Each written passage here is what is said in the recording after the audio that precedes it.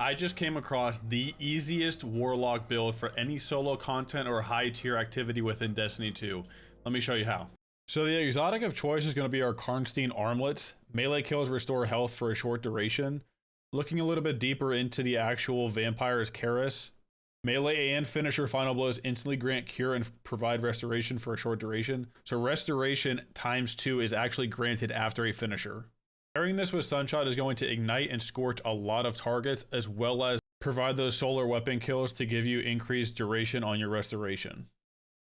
Looking at our abilities, we're going to be running the Celestial Fire so that I can generate that initial melee kill. Next, we're running Fusion Nade to do that maximum amount of damage so that it explodes twice with Touch of Flame aspect. Icarus Dash for mobility, and then like I said, Touch of Flame with Fusion Nade explodes twice. Looking at our fragments, Ember of Searing, defeating scorched targets grants melee energy and creates a fire sprite. This also gives us +10 recovery.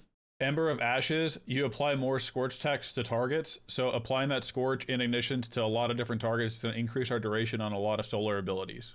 Ember of Empyrean, this is by far the best solar fragment in the game. Solar weapon or ability final blows extend the duration of restoration and radiant effects applied to you, even though it has a -10 resilience debuff. Ember of Solace, radiant and restoration effects applied to you have an increased duration. So to get started, we want to get that initial melee kill, then solar weapon kills after this to get that restoration procced even longer.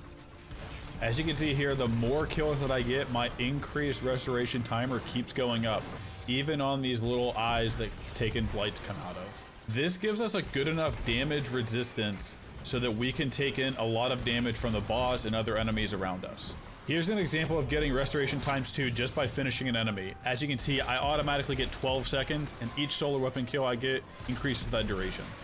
This build alone helped me tank so much damage incoming from all these different enemies when I attempted solo flawless on my Warlock for Warlord's Ruin.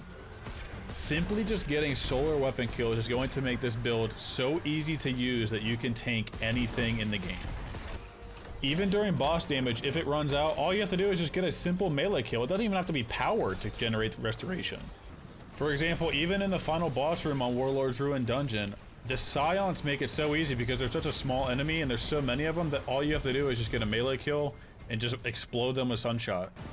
Even though I didn't put out as much damage as other Solar Warlock builds such as Sunbracers or Apotheosis Veil, this build to me was so much easier to use because it's very simple, very easy to get restoration procced. I don't have to go through a lot of eat my grenade, dive to the ground, and even then you only have 4 seconds when using Sunbracers to get a solar weapon kill to proc that restoration extension. And that's it for this build. If you guys enjoyed this video, please subscribe to my YouTube channel, like me on TikTok, and even come follow me on Twitch.